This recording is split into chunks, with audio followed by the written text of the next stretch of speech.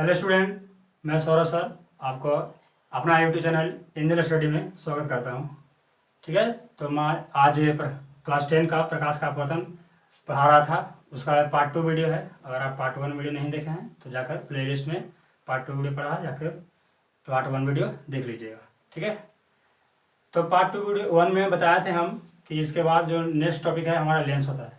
तो आज हम उसी लेंस के बारे में चर्चा करेंगे कि लेंस है क्या, लेंस कितने प्रकार का होता है, लेंस को किस नाम से जाना जाता है, लेंस के किस तरह से प्रतिबिंब बनता है। ठीक है, आज ये सब हम इस के बारे में डिटेल से चर्चा करेंगे।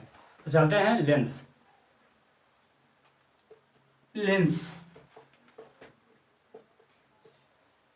तो जैसे कि हम पहले पढ़ा थे प्रकाश के परावर्तन में गोलीय दर्पण के बारे में, तो उससे पहले हम बताए थे उसमें प्रकाश क्या है, प्रकाश ये सब पूरा बताए थे। सब आपतित किरण क्या है, परावर्तित किरण क्या है, ठीक है ना, आपतन कोण, परावर्तन कोण। इसी तरह से हम जब पढ़ रहे हैं लेंस, तो लेंस के बारे में पूरा जानेंगे। लेंस के फोकस क्या है, फोकस दूरी किसे कहते हैं, लेंस के कितने मुख्य फोकस होता है, वक्रता केंद्र क्या है, नहीं वक्रता केंद्र इसको लेंस में बोलता है प्रकाशीय केंद्र, बताएंगे आगे। ठीक है, तो लेंस को किस तरह से हम परिभाषित करेंगे, लेंस का परिभाषा कैसे हम निकालेंगे। ठीक है, तो ध्यान से सुनिएगा। लेंस का परिभाषा, दो पृष्ठ या सतह बोल सकते हैं आप, दो सतह या पृष्ठ से घिरा हुआ वैसा पारदर्शक माध्यम जिसका दोनों पृष्ठ या एक पृष्ठ गोलीय होता है। ठीक है, उसी को बोलते हैं हम लेंस। फिर सुनिएगा कि दो पृष्ठों से घिरा हुआ वैसा सतह, ठीक है, वैसा सतह जिसका एक पृष्ठ या दोनों पृष्ठ गोलीय होता है, उसे हम लेंस बोलते हैं। जैसे कि समझो, लेंस हमारा दो प्रकार का होता है। लेंस दो प्रकार का होता है, कौन कौन, तो समझो। तो हमारा पहला लेंस जो होता है वो होता है उत्तल लेंस, ठीक है, और दूसरा हमारा होता है अवतल लेंस।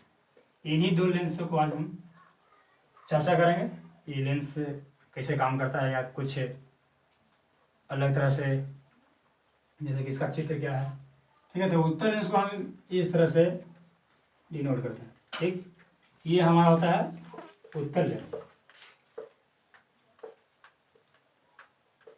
ठीक ना, और अवतल लेंस हमारा होता है ऐसे। ठीक, तो ये हमारा हुआ अवतल लेंस, ये हमारा हुआ उत्तल लेंस। ठीक, अब ये बना कैसे, इससे अगर प्रकाश मध्य से हम प्रवेश करें तो उसका प्रतिबिंब, उस वस्तु का प्रतिबिंब कैसे बनेगा, तो हम आगे वीडियो में हम समझेंगे कि प्रकाश लेंस के द्वारा किसी वस्तु का प्रतिबिंब का बनना, उसमें हम समझेंगे। उससे पहले समझेंगे कि लेंस तो समझ गए आप कि दो पृष्ठों से घिरा हुआ वैसा सतह जिसका एक सतह या दोनों पृष्ठ गोलीय होता है, उससे हम लेंस कहते हैं। अब लेंस के प्रकार में आ गया हमारा देखो उत्तल लेंस और अवतल लेंस। अब उत्तल लेंस किसे कहेंगे और अवतल लेंस किसे कहेंगे। तो उत्तल लेंस वैसा लेंस कहा जाता है जो वैसा लेंस, उत्तल लेंस वैसा लेंस कहा जाता है जो लेंस किरण को किसी एक बिंदु पर फोकसित करता है। ठीक है, अगर उसमें किरण प्रवेश कर रहा है तो वह अपवर्तन के बाद, परावर्तन नहीं पढ़ने इसलिए परावर्तन नहीं बोल रहे हैं, यहाँ पर अपवर्तन कर, प्रकाश का अपवर्तन पढ़ रहे हैं इसलिए हम अपवर्तन बोल रहे हैं। अब ऐसे भी लेंस में अपवर्तन नहीं होता है। ठीक है, जब प्रकाश की किरणें किसी लेंस में प्रवेश करता है या उत्तल लेंस में प्रवेश करता है, उत्तल लेंस की भाषा बोल रहे हैं, तो लेंस में प्रवेश करता है तो किसी एक बिंदु पर जाकर मिला जाता है। अर्थात अगर हम प्रवेश कराएँ, माने जाए इसमें हम किरण प्रवेश कराएँ तो यहाँ पर मिलेगा, और इससे हम जब किरण यहाँ पर मिल जाए, अर्थात जब दो तीन किरण प्रवेश करें और एक ही बिंदु पर मिल जाए तो वैसा लेंस को बोलेंगे हम उत्तल लेंस। कौन सा लेंस, उत्तल लेंस। ठीक, और वैसा लेंस जिसको हमें माने प्रधान से इसमें अगर हम किरण पर प्रभावित किए तो एक इधर निकल गया, एक इधर निकल गया। ठीक है, तो जहाँ एक बिंदु पर नहीं मिलता है उस लेंस को बोलते हैं अवतल लेंस, उस लेंस को बोलते हैं अवतल लेंस। अब ये किरण को न मिलने और न मिलने के बजाय उत्तल लेंस को अभिसारी लेंस और अवतल लेंस को अपसारी लेंस कहा जाता है। ठीक है, इसको समझते हैं, चलते हैं।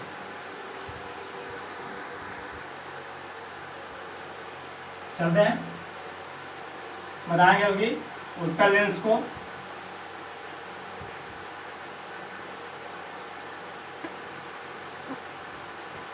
अभिसारी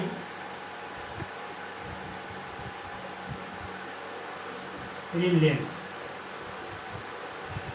और अवतल लेंस को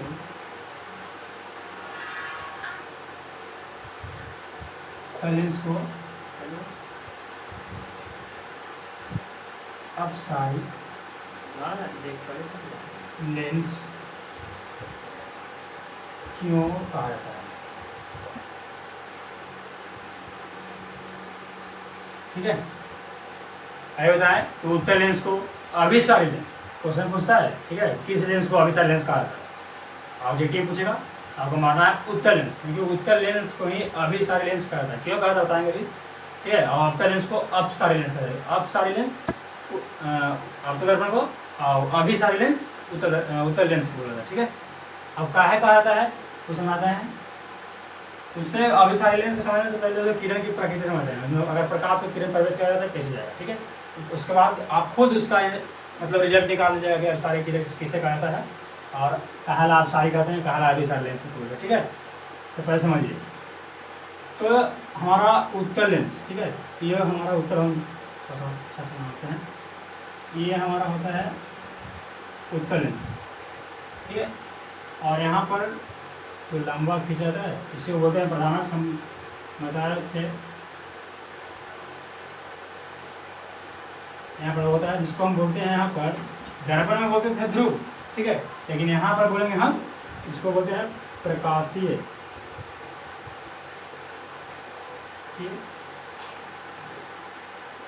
केंद्र, ठीक है। और लेंस में हमेशा दो फोकस होता है, कि दो पृष्ठ है, इसमें एक पृष्ठ था, दर्पण में एक पृष्ठ था, इसलिए एक फोकस, इसमें दो पृष्ठ है इसलिए दो फोकस, इसलिए इसको F1 यहाँ पर F4 F2 होता है, ठीक। अगर यहाँ पर अगर हम कोई वस्तु रख दें तब इसे वस्तु से अगर कोई प्रकाश निकला, ठीक है, अगर लेंस तो अपवर्तन होता है, और जब प्रकाश मतलब इसमें दिया तो इसमें अपवर्तन के बाद इस बिंदु पर चला जाता है।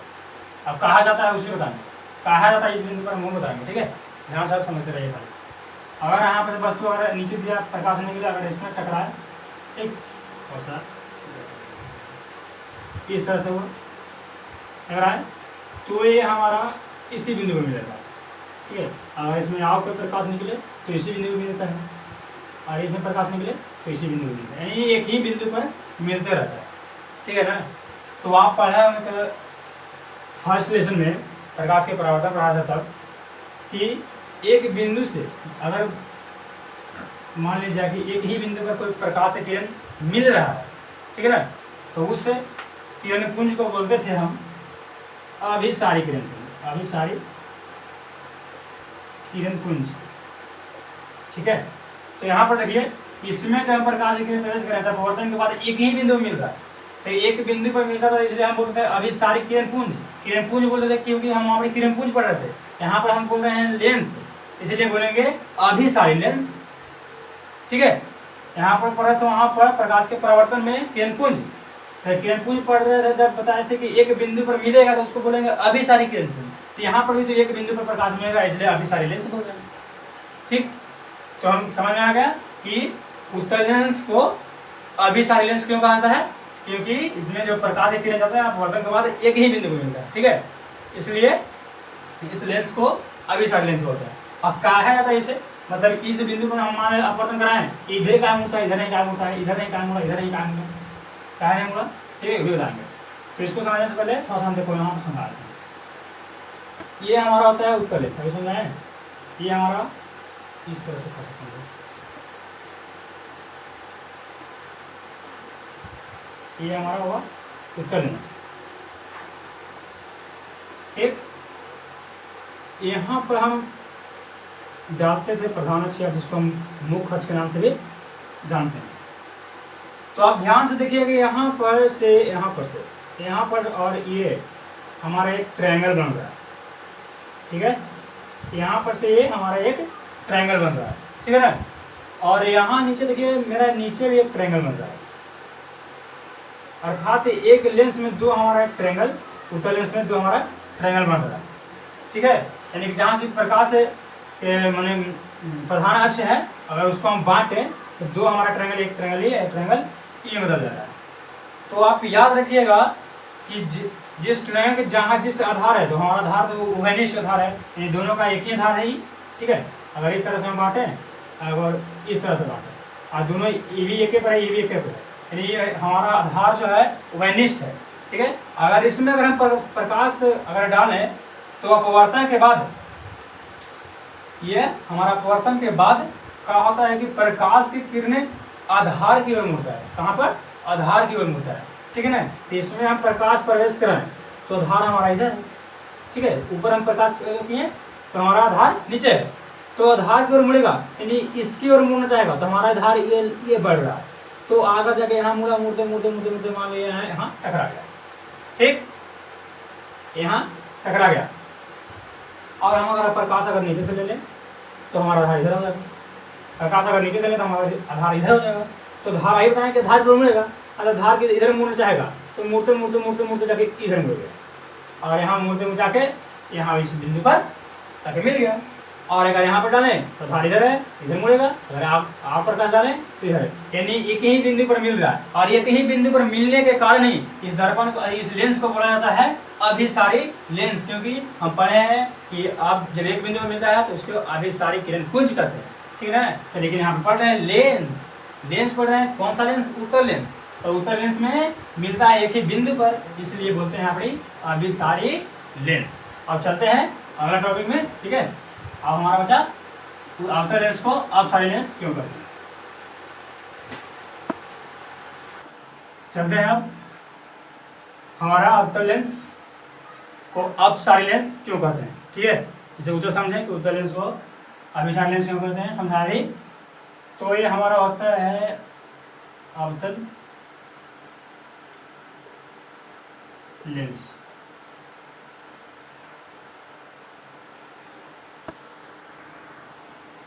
चलते हैं अवतल लेंस को अपसारी लेंस क्यों कहते हैं, ठीक है ना। जैसे को हम समझे उत्तल लेंस को अभिसारी लेंस कहते हैं, उसी तरह समझते हैं अवतल लेंस को अपसारी लेंस क्यों कहते हैं।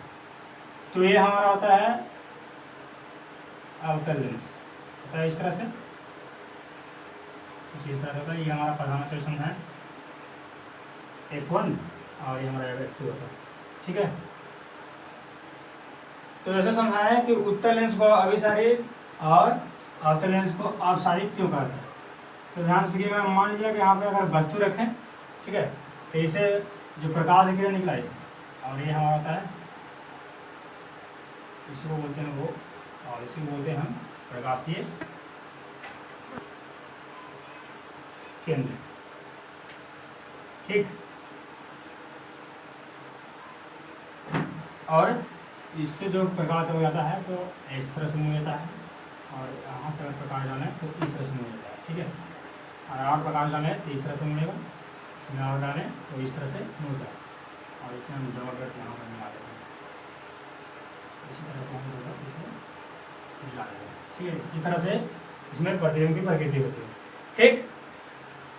अब समझते हैं कि प्रकाश इसमें हम डालें तो इधर ही क्यों मुड़ गया, अगर इसमें वो प्रकाश प्रवेश किया तो प्रथम बार उधर ही क्यों मुड़ गया, ठीक। जैसे हम समझाए थे कि ये हमारा उत्तल था, तो इसमें अगर हम बांटे, दो भाग में बांटे, तो अगर इसको बांटे तो ये हमारा एक होता है ट्रायंगल, एक ट्रायंगल बन जाता है, और इसमें भी बांटे तो हमारा ये एक ट्रायंगल बन जाता है, तो हमारा दो भाग में डिवाइड हो जाता है। तो इसी तरह से देखो, तो अगर हमारा ये लेंस है, अगर इसको हम थोड़ा सा ऐसे कर लेते हैं, थोड़ा सा ऐसे, ठीक, थोड़ा सा ऐसे, आई दोनों को मिला देते हैं तो हमारा एक बनता है अवतल, अगर मिला दें तो हमारा बनता है अवतल लेंस।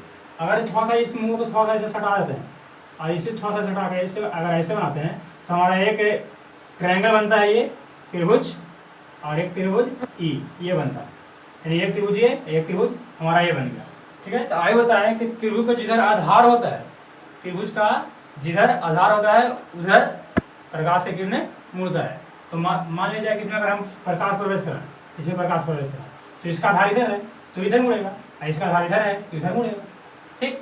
अगर इधर मुड़ रहा है तो इधर एक बिंदु पर नहीं मिलता है, ठीक है। एक बिंदु से प्रकाश तो निकल रहा है लेकिन एक बिंदु पर मिल नहीं रहा है। तो पर किरण पुंज में हम पढ़ाए थे कि अगर एक बिंदु से निकल कर फैल ही चल जा रहा है, इधर तो मिल नहीं रहा है, इधर पर फैल जा रहा है। जब एक बिंदु से निकल कर फैल रहा है तो उसे बोलते थे अपसारी किरण पुंज, अपसारी किरण पुंज। लेकिन यहाँ पर पढ़ रहे हैं लेंस, कौन लेंस? तो अवतल लेंस, इसलिए बोलते हैं इसको अपसारी लेंस। ठीक है, किसी को यहाँ पर पढ़ा था, इसमें दिए थे कि ये हमारा कुछ था, ये हमारा आधार था, इसमें प्रकाश गया, आधार का ओर मुड़ेगा, यानी इधर मुड़ा। अगर यहाँ से प्रकाश जाने, आधार यहाँ था, इधर मुड़ गया, तो यहाँ पर मिल रहा था, यानी कि एक ही बिंदु को मिलता था। एक बिंदु को मिलता था, उस किरण पुंज को बोलते थे अभिसारी किरण पुंज, एक बिंदु को मिल रहा है। और यहाँ पर एक बिंदु पर नहीं मिला, एक बिंदु से निकल कर फैल रहा है, तो फैलता था, उसको बोलते थे अपसारी किरण पुंज। ठीक है, इसलिए यहाँ पर किरण पुंज मतलब किरण निकलकर फैल रहा है, इसलिए बोलेंगे अवतल लेंस को अपसारी किरण पुंज। तो आपका डॉट्स मतलब क्लियर हो चुका होगा। ठीक है, और इसका नेक्स्ट टॉपिक जो है वो हमारा है आवर्धन तथा लेंस सूत्र। ठीक है, चलते हैं नेक्स्ट टॉपिक। अब चलते हैं हमारा नेक्स्ट टॉपिक जो है हमारा वो है हमारा आवर्धन तथा लेंस सूत्र।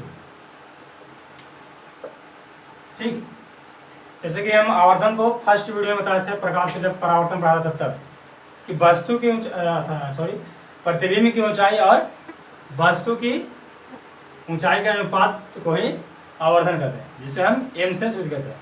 तो वही परिभाषा इसमें मिला होगा कि वस्तु के प्रतिबिंब की ऊंचाई और वस्तु के ऊंचाई के अनुपात को ही आवर्धन करते हैं। आवर्धन को हम एम से डिनोट करते हैं। अगर मान लिया जाए कि प्रतिबिंब की ऊंचाई एच डैश मान लेते हैं और वस्तु की ऊंचाई एच मान लेते हैं, ये हमारा एच।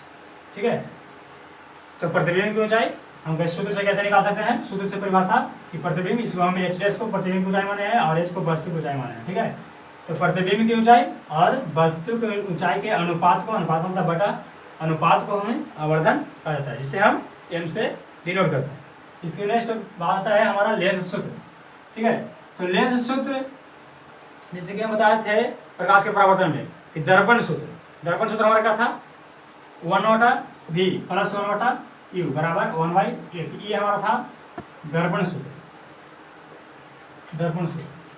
ठीक है, तो लेंस सूत्र में कुछ अलग नहीं होता है। ठीक, बस थोड़ा सा अलग होता है, क्यों? यहाँ पर थोड़ा सा माइनस हो जाता है। ठीक है, ये हमारा बनता है लेंस सूत्र, ये हमारा बनता है लेंस सूत्र। ठीक है, कौन कौन? 1/v माइनस 1/u बराबर 1/f, जहाँ v हमारा होता है बस प्रतिबिंब, प्रतिबिंब प्रतिबिंब की दूरी, और u होता है हमारा वस्तु दूरी, और f हमारा होता है फोकस दूरी। ठीक है, तो ये हमारा था आवर्धन तथा लेंस सूत्र। तो आज का ये वीडियो मैं यहीं पर समाप्त करता हूँ। इसके नेक्स्ट टॉपिक जो हमारे बचे हैं कि लेंस के जो किस तरह से प्रतिबिंब होता है, लेंस के बनने की प्रकृति और लेंस की क्षमता। तो अगले वीडियो में हम उन दो टॉपिक के बारे में बात करेंगे। तो आज तक हमारा वीडियो मतलब यहीं तक है। ठीक है, वंदे मातरम।